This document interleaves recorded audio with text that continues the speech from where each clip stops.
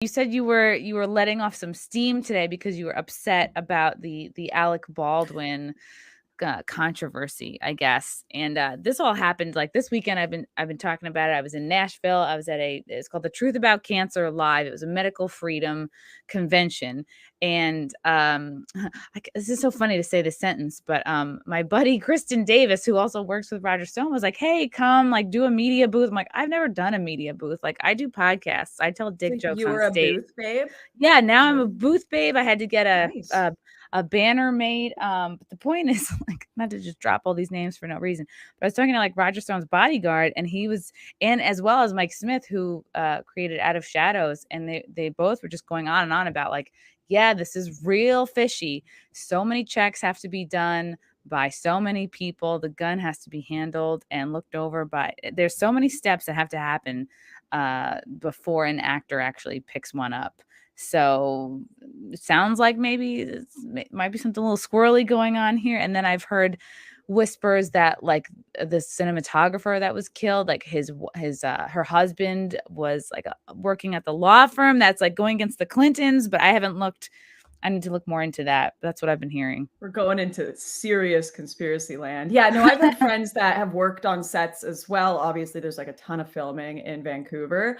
And they're all like, nah, there are 4 to 5 people that check a live, well, not a live gun, an actual gun that is being used as a prop. 4 to 5 people that check it. All these protocols in place. Just insane that all of these things failed. Now, if we want to go into real conspiracy land, gotta love that. The assistant director, David Halls, was on another set, Freedom something in 2019, where the same thing happened. There was like an accidental discharge, something that happened with the gun.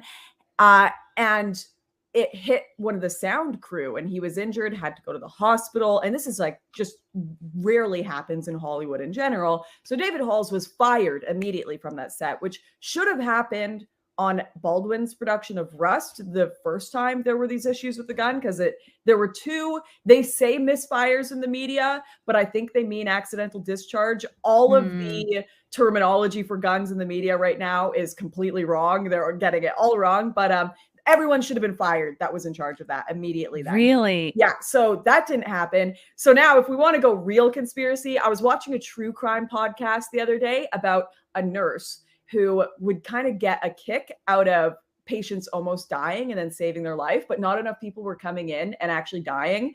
So he was injecting them and giving them medicine that forced them to go into like asphyxiation and not be able to breathe so he could save their life. And everyone would think he was the hero. And that just like was what he got his kick from. So I'm like, maybe this director, David Halls, gets a kick from putting live ammunition in guns and seeing what happens. Wow. That's horrible. Don't sue me. That is total conspiracy land. But like, how does that happen 3 times or 4 times? How does that happen in 2019 to you? Twice on this Rust set already, and then a 3rd time. Like, I didn't know that this was the 2nd time this has happened on this Rust set with Alec Baldwin. Which is like, so like, you think about that. You've already had 2 issues with the gun. Do you then just carelessly fire that gun, point it wherever you want without double checking?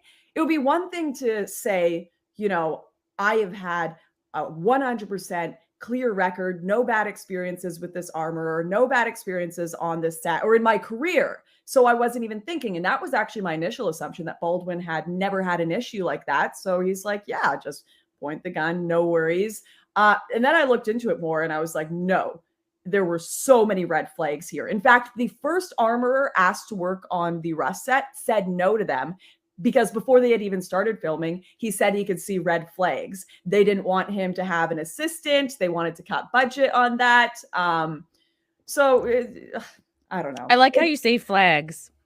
I know. I knew that. That like literally ticked in my brain. It's so I was like, cute. She's gonna make fun of. Would it? No, I think it's so cute.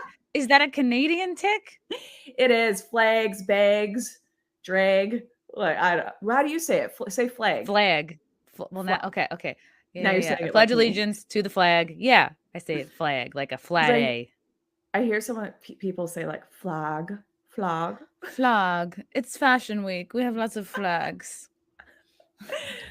That's fun. That's very cute. That's so interesting. I just find with a lot of these leftists, they're so they think they're so purist and high and moral and la la la. I can't even go near a gun. I can't even look at a gun. And then it's like, yeah, I don't know. Anybody who's an actor, like, yeah, sorry, you should be familiar with it. Like, everyone should practice gun safety, because I was so that way. Like, I never voted for Hillary. I was like a sneeze away. But like I like, if I roll it back to a few years, like me and my sister were both like hardcore Democrats, like living in Long Island. She's a teacher. We're both so anti-gun. And it's like I didn't know anything about it. But once I started like going to the gun range, and then like you're friends with people who have them, and it's like it's this automatic respect. Anyone who's been to a gun range knows it's like, it is no joke. It's like, and I'm a comedian, I make jokes everywhere I go. There is no joking on the gun range. It is like super, super serious focus. Like everyone's doing surgery. Like it's very, and it's, I don't know.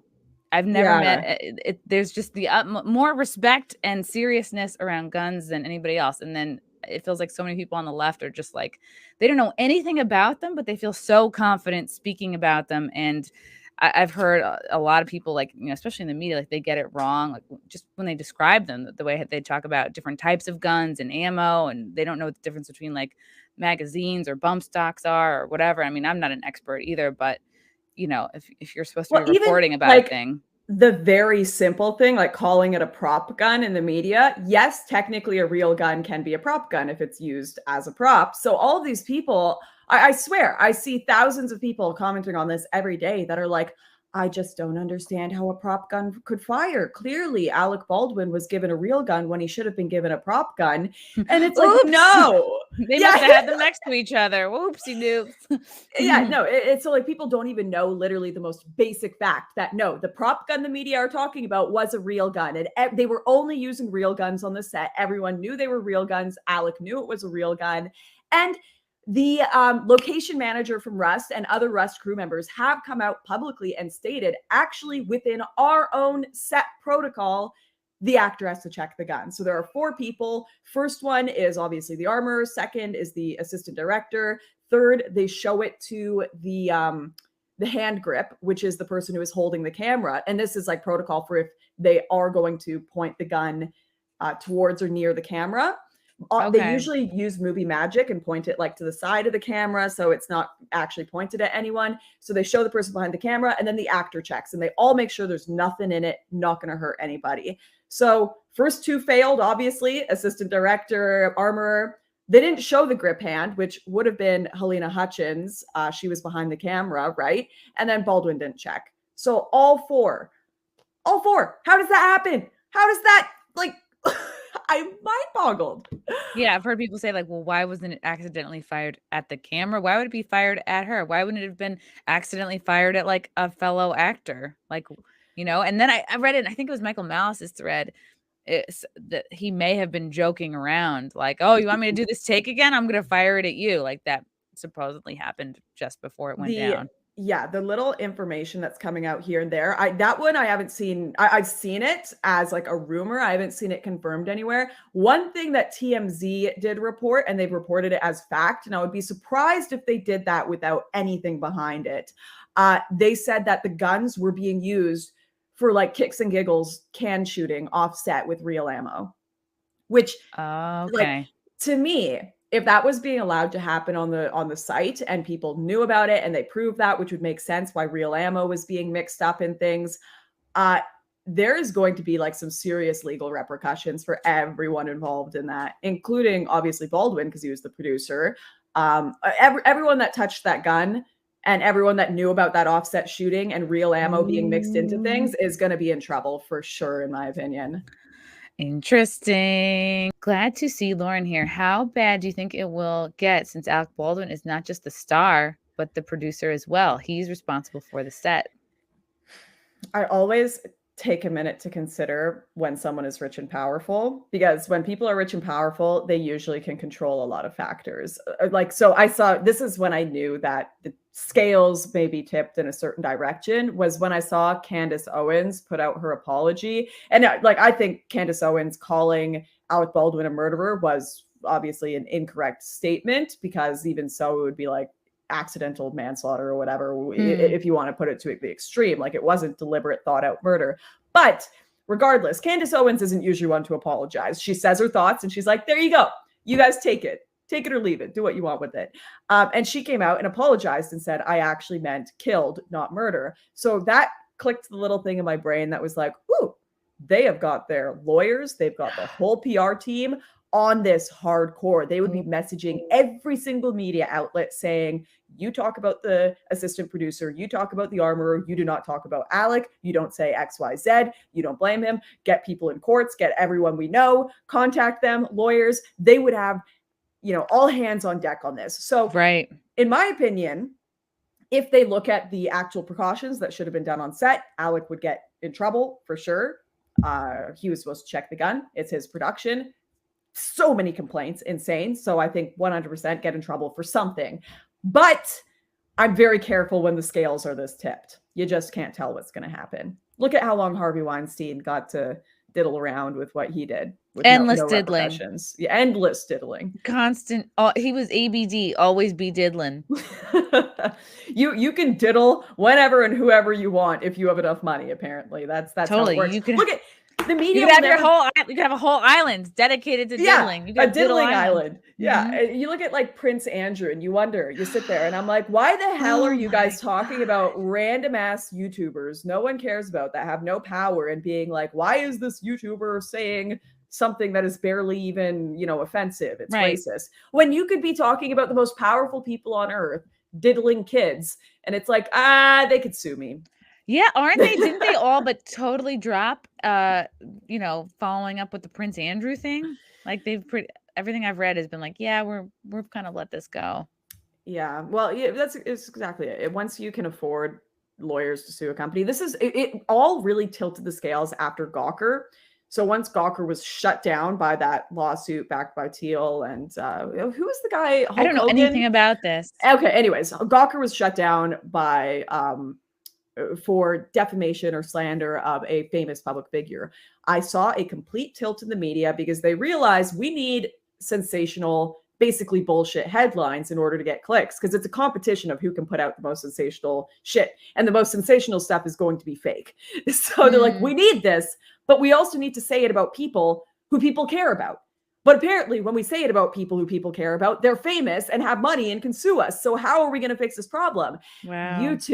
YouTube solved it because all of these people with no money could get very famous. And so all of these very famous people with no money now get used as the sensation clickbait. Sensation bait, yeah. Nazis, they're everywhere. Mel Gibson can literally say to a camera, Jews are oven dodgers. And, he literally has said that. And they report on him like, oh my goodness, Mel Gibson looked so nice in his suit at the whatever the hell Oscars. And, PewDiePie will or a YouTuber will accidentally say like in a song, and it'll be headlines for 2 weeks with an A of this person's a racist, and literally the Third Reich is coming up because that person is not going to have Hollywood lawyers. Yeah, it's for real. It's like, what's his face when was he like a child actor? Isaac Cappy, when he was outing Spielberg and like all these top Hollywood people as being fans of the youthful, as we might say. Yeah, very creative portrayal. He then mysteriously died. Fans of the youthful. That's what I'm going to say from now on.